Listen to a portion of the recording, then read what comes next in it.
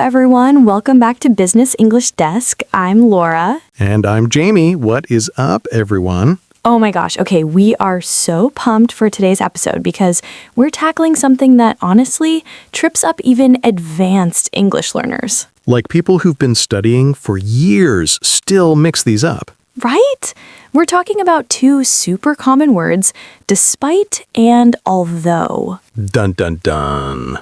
Yes, exactly that energy, because people treat them like they're interchangeable and then, oops, grammar mistake. But by the end of this episode, you're going to have it locked in, like fully confident. 100%. And hey, if you're getting value from this, hit that subscribe button, drop a like. It literally takes 2 seconds and it helps us so much. Seriously, it means the world. Okay, Laura, let's get into it. Let's go. Okay, so first things first. What are despite and although actually doing in a sentence? Right, like what's their job? So, both of them show contrast, like something unexpected happened. Ooh, give me an example. Okay, so imagine it's pouring rain outside. Normally, you'd stay home, right? Obviously, I'm not going out in that. Same. But then you go out anyway. That's the surprise. That's the contrast. And despite and although are how we express that. So they're basically like saying but or even though. Exactly. They're contrast words. They set up this little twist. Like you expect one thing and then nope, something else happens. I love that. Okay, so if they both do the same thing, what's the difference? That is the question. And honestly, the difference is so simple once you hear it. Hit me. It's all about what comes after the word. Oh. That's literally it. What follows although versus what follows despite. Totally different structure. Okay, I need details. Break it down. All right, let's start with although. So although means the same as even though. It introduces a surprising contrast. Like, although it was raining, we went out. Yes, perfect. Now here's the golden rule. Although always needs a full clause after it. A clause meaning subject plus verb? Exactly. Subject plus verb. Full sentence piece. So, although it was raining, it is the subject, was raining is the verb. Got it. So you always need that subject-verb combo. Always. No exceptions. Although I was exhausted, I stayed till the end of the meeting. Subject, I. Verb, was exhausted. Ooh, very relatable. That's literally every Monday for me. Right? Although she studied all weekend, she still bombed the quiz. Subject, she. Verb, studied. Okay, so the formula is although plus subject plus verb plus main sentence. You got it. And here's a bonus. Although has two best friends, though and even though. Ooh, what's the difference between those? So though is just the casual, shorter version. Like same meaning, just more relaxed. Though I was tired, I came. Totally fine. And even though? Even though is like the dramatic version. It adds extra emphasis to the surprise. Ooh, extra dramatic. Although it was 3 a.m, she kept working. Like, wow, okay. That's intense. I respect it though. All three, although, though, and even though, same rule. All need subject plus verb after them. Subject plus verb. Got it. Locking that in. Okay, my turn to explain despite. Oh yes, go for it. So despite, same idea, showing contrast, unexpected result.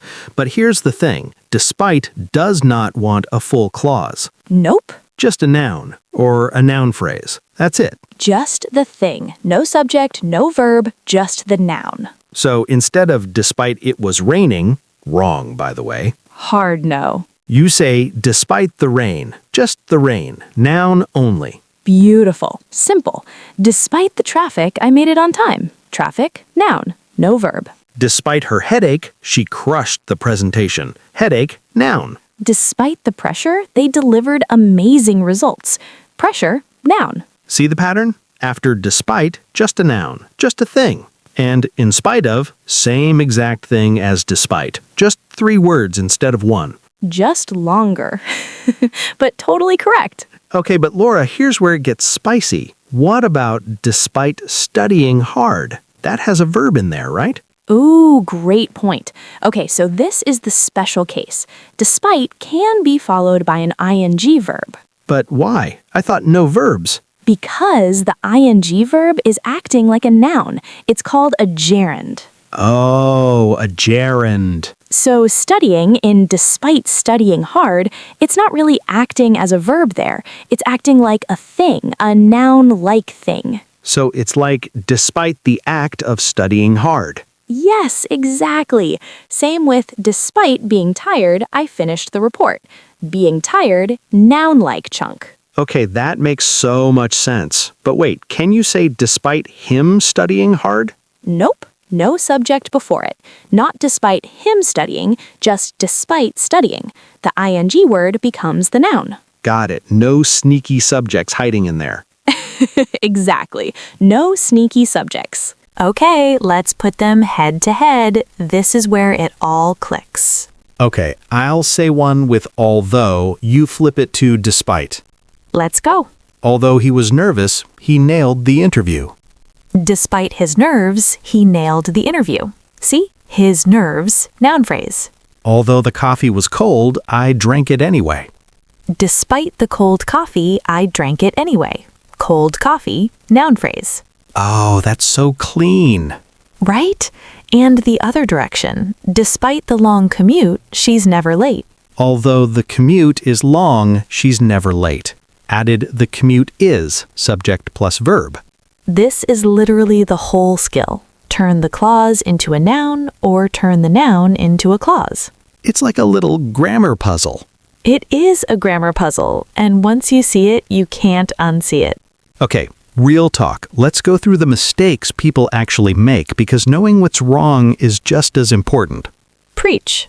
Okay, mistake number 1, putting a full clause after despite. Oof, so like, despite it was raining, that's a no.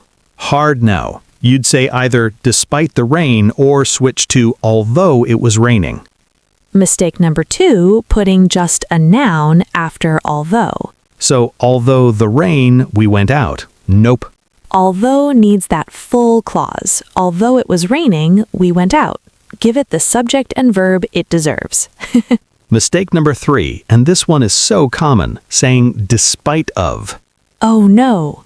Despite of the rain, wrong. It's just despite the rain, no of. If you want the of, you go full in spite of. That's where the of lives. Exactly. Despite, no of. In spite of, yes of. Don't mix them. And mistake 4, forgetting the comma. Oh yeah, when the contrast word starts the sentence, you need a comma before the main part. Although it was raining, comma, we went out. That comma is doing important work. Little comma, big job. Okay, let's do a little role play.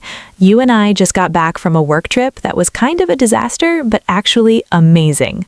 Oh, I love this. Okay, go. So, how was the conference? Worth the travel? Honestly, despite the flight delays, I'm so glad we went.